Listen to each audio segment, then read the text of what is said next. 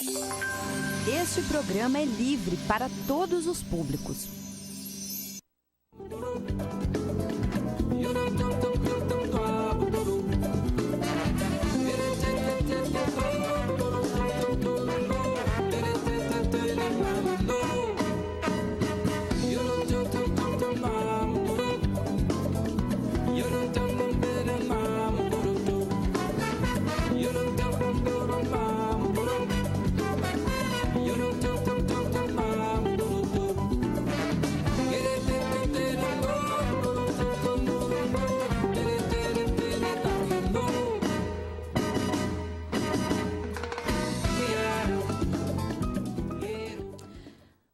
Horas 4 minutos, muito bom dia a todas e todos, Paralelo 30 no ar, este que é mais que um programa de rádio, um espaço para debater, expressar opiniões e que conta com apoio cultural fundamental da APTA-FURG Sindicato. Temperatura em Rio Grande chegando aos 15 graus e a sensação térmica é de 11. Umidade relativa do ar, 95%. A atualização da praticagem da Barra do Rio Grande. Temos hoje no Paralelo 30, nessa sexta-feira, edição extra, né, do Observatório dos Conflitos do Extremo Sul do Brasil, sempre em parceria e organizando junto com o professor Carlos Machado e companhia ilimitada. Obrigado. Dessa galera bacana aí de resistência da universidade. Bom dia, o Carlos já deu seu bom dia, né? Bom dia, bom dia. E bom dia, Wagner Passos, que compõe com a gente hoje também. Muito bem-vindo, Wagner. E hoje, nessa edição extra, nós vamos tratar de dois tópicos, basicamente, né, Carlos? Antes até de anunciar aqui, deixa eu perguntar para a Érica se precisa fazer algum informe inicial ou podemos seguir? A princípio, não. Não? Então, tá, acho que posso anunciar. Vamos começar o papo de hoje falando sobre a apresentação, trabalho de conclusão de doutorado em educação ambiental, que Wagner Passos apresenta e apresentará hoje à tarde, né? A defesa da sua tese será hoje à tarde. E brincava com eles aqui, né? Vamos convidar a banca para sintonizar aí na 106,7 ou no canal 15 da NET, porque vamos já conhecer bastante desse trabalho aqui. Vou ler o título: Revolução Estética e Educação Ambiental, uma proposta de oposição ao fetichismo, à alienação e à ideologia capitalista. E, né, abreviando, vamos falar da estética do capitalismo. Né? Isso. Que necessário falar sobre isso, né, Wagner? Essa tese ela surge a partir de algumas inquietações assim, que a gente já vinha tendo durante o mestrado e na nossa vida de cartunista, né? Então, o pessoal que conhece o meu trabalho, eu trabalhei durante de 2002 a 2005 no Jornal Agora como chargista. Sim. Então a gente tem já uma jornada aí também com publicações de livros infantis e tal.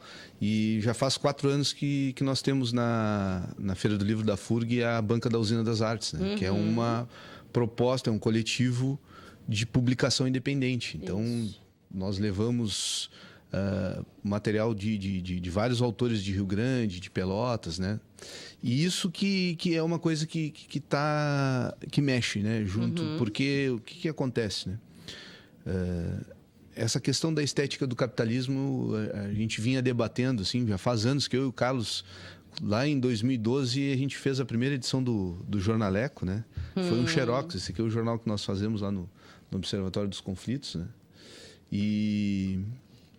E aí, o primeiro a gente fez num xerox e distribuímos na fila do RU, assim, né? Bolamos lá o primeiro jornaleco, né? E um dos nossos debates era exatamente esse, assim, né? Poxa, a educação ambiental se propõe ser transformador e tal, mas por que ela não consegue? Por que os princípios e os benefícios que ela está se propondo não consegue tomar frente, né?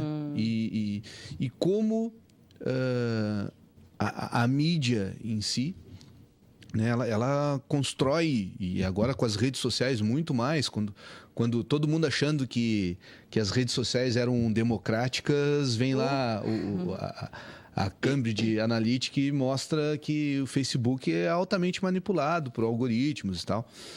Né? E até nos primeiros testes da tese a gente fez esse teste no Google Imagens, né?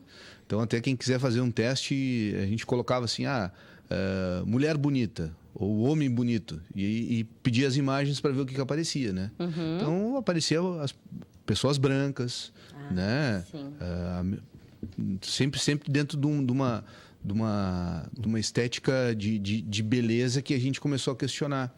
Por exemplo, homem de sucesso ou mulher de sucesso, né? Homem de sucesso aparecia no Google Imagens o executivo, né? Um empresário. E aí nós começamos a casar esse tipo de informação, tipo, poxa, nós temos aí um levante do empreendedorismo, né? Se proclama o empreendedorismo. Agora, essa semana mesmo, saiu uma matéria bem interessante, onde o Rio Grande do Sul foram abertas, nesse último semestre, se não me engano, mais de 8 mil empresas, né, de microempreendedor individual. E aí apresentam este dado como um dado de que as pessoas estão virando empreendedoras, né? Ninguém fala que, na verdade, as pessoas estão desempregadas, né? É exatamente. E aí isso, elas acabam indo para essa questão de migrando para o microempreendedor individual por uma necessidade de se legalizar, de pagar um INSS, né? de pensar na sua aposentadoria e tal. E até, desculpa te interromper, mas até em função dessa reforma da Previdência, sim. possibilidade de reforma trabalhista, onde está se dando muito mais espaço para contratação de empresas para prestação de serviço do que contrato via CLT com direitos garantidos. Sim. Então as pessoas vão se virando, né, Wagner? E aí uma das coisas que a gente começou a ver, assim, nós partimos de que as pessoas estavam buscando um ideal, assim. A primeira coisa que a gente pensou, assim, até antes de chamar de estética do capitalismo, a gente via assim, existe o que é que breca essa transformação, entendeu? Que impede as pessoas de agir coletivamente, de trabalhar. Inclusive, a gente estava agora ali no corredor falando sobre os sindicatos, né? Sobre partidos e tal, como que isso... Por que existe tanta individualidade, individualismo, né? E as pessoas não existe uma força coletiva para o coletivo, né? Parece que a sociedade é inimiga, né? Tudo que é coletivo, eu tenho que ser melhor, eu tenho que colocar, tem que me destacar. A vaidade é uma coisa que está muito forte, né? E aí nós começamos a identificar que havia uma energia, né? uma força diuturnamente agindo, tendo alguns aspectos que levavam a esse pensamento de que eu preciso me salvar e o mundo inteiro está contra mim. Entendeu? Então, a gente precisa vencer isso. O empreendedorismo é a arma, é a ferramenta para salvar a economia, salvar cada um individualmente, né? E aí nós começamos a ver, por exemplo, na mídia... a gente fez um teste, por exemplo, na Zero Hora, os outros jornais também, né? Usamos a Zero Hora, a Folha Universal e o El País do Uruguai também, né?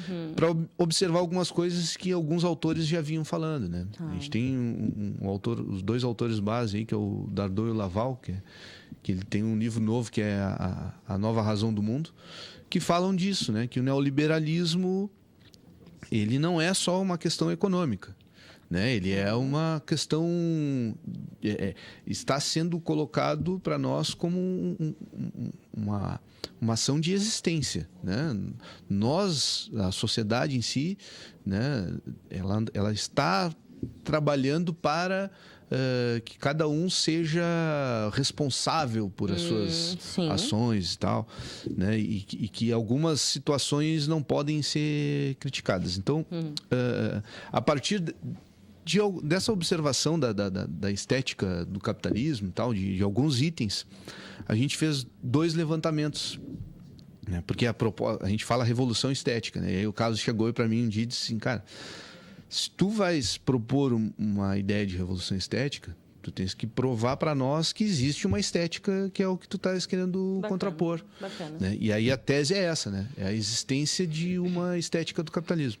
Deixa eu te perguntar, como se mensura, como se avalia, e talvez dentro de uma metodologia, não precisa, claro, ser muito específico nessa questão mais acadêmica, mas até para quem nos ouve, nos assiste, o que é a estética do capitalismo? Como a gente mensura, avalia a estética? A gente nós levantamos alguns aspectos, assim, como é que ela é? Ela é uma subjetividade. Né? Então, assim, nós estamos muito... o ato de mensurar, ele está muito preso ao quantitativo, né? Números. Né? Os números, eles dizem até determinado ponto, né? Mas existem questões que não são numéricas. Né? Questões que são de ideias. Né? E essas ideias, elas... a gente até pode tentar dar uma dimensionada, assim, tipo, tantas pessoas falam X coisas, outras falam X, mas elas não têm um número matemático, né? Então, nós começamos a ver, assim, o que se repetia nas mensagens.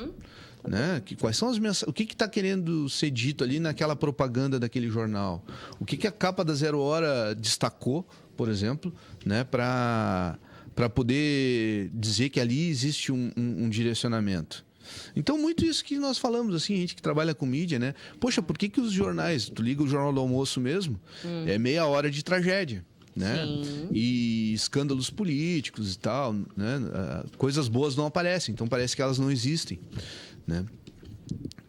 Por exemplo, a própria questão dos movimentos sociais, né? Tu tens hoje um direcionamento de direita, né? Fortíssimo na mídia. Se tu abre, por exemplo, o jornal a Zero Hora, tu não tens nenhum sindicalista falando. Pelo contrário, né? Tu tens hoje políticos dizendo que os sindicatos fazem mal à sociedade. Sim, os movimentos, né? Os movimentos.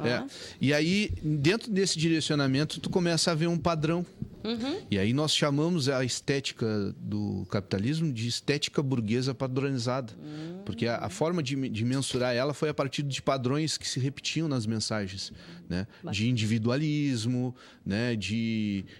Dessa própria questão de dizer que o coletivo não é necessário. As questões de meritocracia, né? Devem entrar muito, não? Sim. E aí, uma das 2 coisas que nós fizemos foi, primeiro, como a gente... Vai, Carlos. Pegando o próprio texto aqui, né? O Carlos é o orientador? Sim, Carlos é o Olha aí. comandante. Seria como comandante Carlos.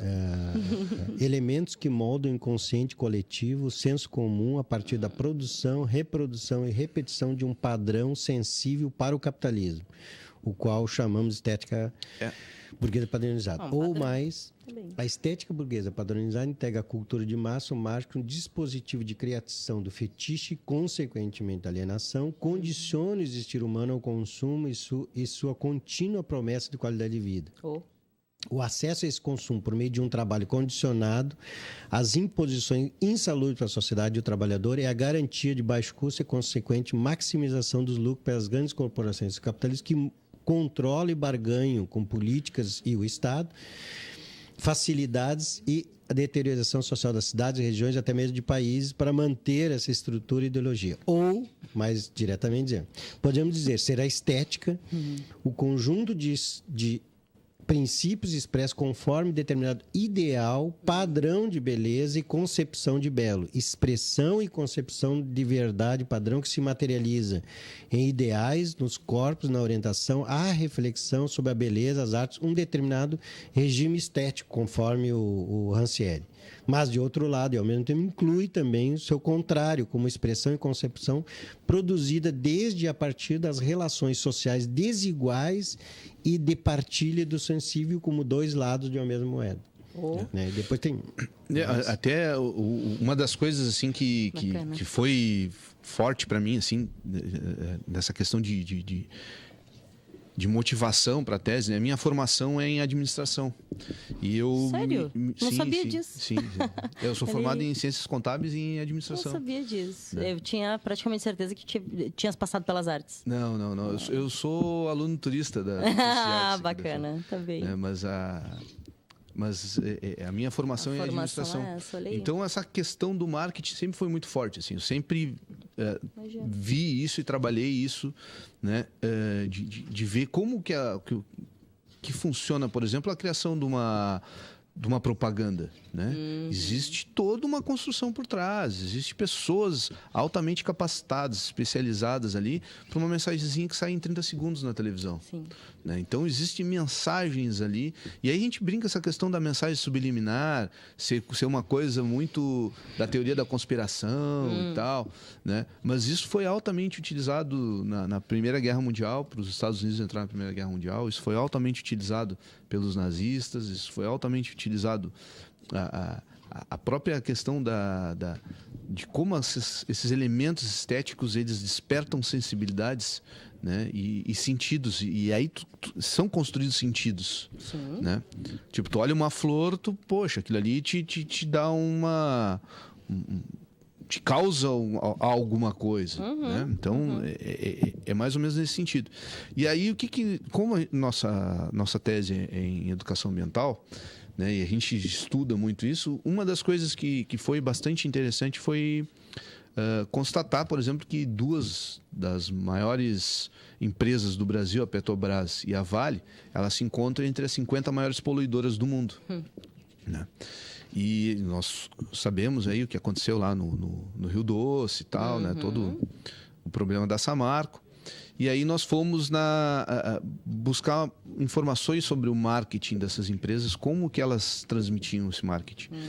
E, por exemplo, se tu entra no site da Vale, é um site de uma ONG, entendeu? Ambiental, assim, é só verde, é só fotos de natureza e tal. Imagino. E aí nós buscamos, por exemplo, com o crime ambiental do Rio Doce, né? Foi criada a Fundação Renovar, onde a Vale investe um monte de grana na comunidade que foi atingida pela lama. Pelo crime, né? Só que, por exemplo, fazendo trabalhos de educação ambiental voltados para o aquecimento global, né? Reciclagem de garrafa PET, né? Não use sacolinha do supermercado. E aí nós começamos a ver muito isso, assim, que dentro dessa proposta do neoliberalismo e da estética burguesa padronizada, existia essa questão né? Você é responsável, você conquista o seu espaço, né? Você é responsável por isso. E inclusive nessa questão da democratização da culpa, as empresas elas nunca são responsáveis por isso, nunca são criticadas. Né? É sempre as pessoas que são responsáveis. Tipo, nós todos somos responsáveis pelo aquecimento global. Por exemplo, eu acho muito interessante durante a Copa do Mundo eu acompanhei a propaganda pela Rádio Gaúcha, né? E aí dava um spotzinho, por exemplo, da Yara Brasil. Yara Brasil, nutrição em plantas. Vou fazer a propaganda da Yara Brasil. Não deu Yara Brasil, nutrição em plantas, se preocupando com a vida do planeta. Então, assim, poxa, a gente sabe que aqui em Rio Grande é uma das principais poluidoras da cidade, né? Uma fábrica de fertilizantes, né? Que tem um impacto gigantesco. Né? Mas é a nutrição em plantas, entendeu? É essa mensagem que é transmitida. E aí, na sequência... Uma coisa que o Wagner também identificou relacionada com isso, por exemplo, no site, na propaganda da Vale, não há nenhuma menção à mineração. Não. Né? Ou seja, sim. Então, é uma coisa, o indivíduo, de um lado, sim, que ele identificou, e outro... o escondimento, entre aspas, a não explicitação, qual é o foco da atividade destruidora da empresa. Então, há uma desvinculação, né? Sim. E aí, aí o segundo desafio foi fazer uma pesquisa na própria produção do PPGEA, né? Da educação ambiental. E aí, o que foi interessante ali? Nós levantamos 21 trabalhos ali, entre teses e dissertações que trabalhavam o tema estética. E uma das coisas que foi bastante impactante por mais que alguns se falavam crítico, né? Tinha um viés crítico, a culpa dos impactos ambientais ou era das pessoas ou era da sociedade. Alguns do Estado. Ninguém criticou as empresas. Então, a gente veio com essa proposta de identificar essas questões, né? E de propor algo que nós já vimos fazendo. Né? Como revolução estética. Bom, provado é que existe uma estética do capitalismo que condiciona as pessoas, as redes sociais são manipuladas, né? A mídia tem um direcionamento, por mais que se diga imparcial. Nós começamos a ver que algumas coisas que nós fazíamos em quadrinhos, em cartoon, livro infantil, tinha uma quebra. Certo. Por exemplo, o primeiro livro que eu fiz, que foi esse aqui do Menino do Mar, que é uma história infantil que se passa em Rio Grande, é um filho de pescador e tal, né? Até hoje, ele faz 10 anos que eu lancei esse livro, até hoje ele é... Coloca para dar frente ali que ele vai dar ele é trabalhado, por exemplo, nas escolas, né? Porque não tem livro infantil que fale de Rio Grande, com temática sobre Rio Grande, né? E que tenha toda uma questão histórica de registro da cidade. Então, isso também foi algo que nos impactou bastante, assim, de ver que Rio Grande, que aí tem a ver com os nossos estudos em justiça ambiental, né? Onde cidades como Rio Grande, elas são degradadas, porque elas são propositalmente degradadas. Para tu criar uma estética urbana de uma cidade pobre, de uma cidade que precisa de empresas internacionais para gerar emprego e renda. Né? Então, tu não tens um esforço coletivo, né? E tu não podes ter isso aqui. Né? Tu não podes ter, por exemplo, um livro que o pai escreveu que é Cidade dos Ventos, né? De poesias que só falam de Rio Grande. Né? Então, isso aqui é muito legal porque... por exemplo, nós lançamos esse livro não por editora, né? Também já é uma quebra na questão de mercado, né? Porque a gente não tem essa busca, não, para escrever um livro tem que ser por... Isso aqui é uma foto bem legal que eu tirei uma vez, né? Existe esse barco mesmo, né?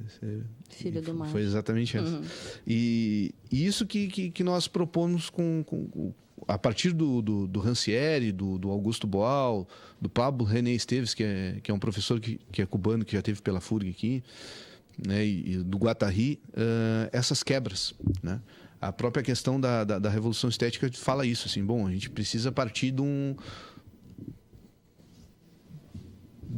lugar onde tu vive, né? De tu fazer essas construções, né? De tu mostrar outras reflexões, outros pontos de vista, a partir dessa própria questão da diversidade, né? Mas principalmente, e é o meu foco na questão dos quadrinhos, que é o tema local.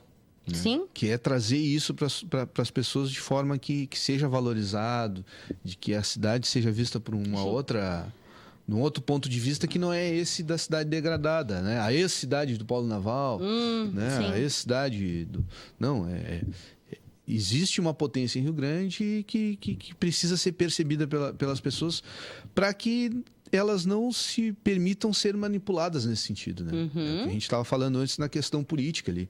Né? Os movimentos sociais, por exemplo, eles estão tão individualizados, essa questão do individualismo é tão forte dentro dos movimentos sociais que a gente não consegue construir coisas coletivas com uma potência, como uma mídia coletiva grande de oposição, né? E aí, como está todo mundo sempre brigando com todo mundo, né? É muito fácil tu vir com essa grande mídia e impor determinadas situações que na verdade só vão contribuir ainda mais para a exploração das pessoas, né? Com certeza, né? Não, e eu estava lembrando aqui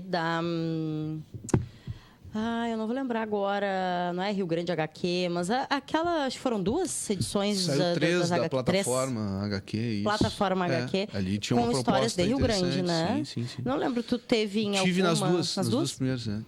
Foi bem teve... legal, era o Alisson e o Everton que coordenam ali a plataforma, né? E essa que é uma sacada, assim, né? Essa questão do coletivo de cartunistas, eu comecei com o Vagão do Humor em 2002. Me lembro.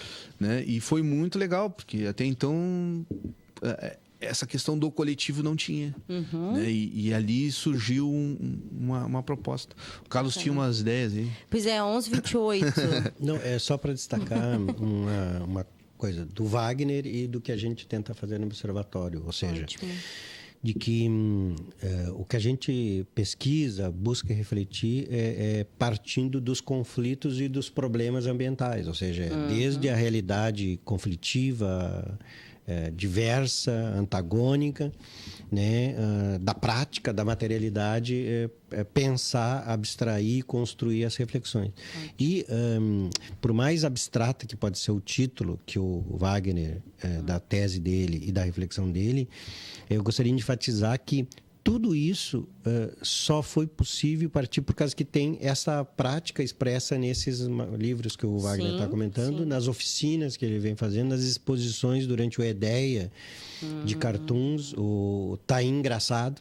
Também foi uma que a gente fez em 2005. Ou seja, tem toda uma experiência prática de cartoons, de oficinas, de produção.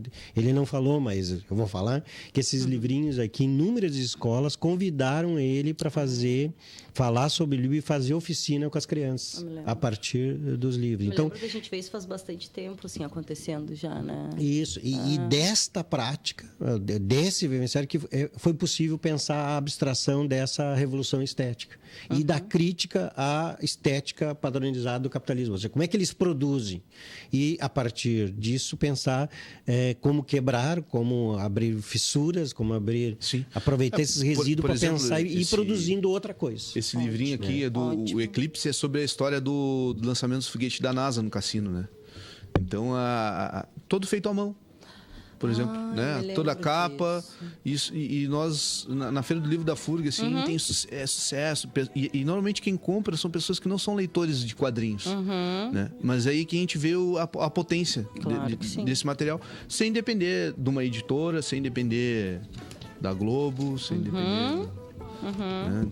Né? São as formas. Isso vem, bom, pois são 11h30, mas isso vem acontecendo e penso que como uma provocação do Vagão do Humor e de vários coletivos e iniciativas que vieram acontecendo há um tempo atrás, a gente vê que tem editoras surgindo em Rio Grande, a gente tem a Concha, e a gente tem vários e várias escritores, desenhistas, se lançando independente de precisar de uma editora, né, que padronize a ideia, que dê a estética do mercado capitalista, né? Então isso vem mudando, né, Wagner? Sim.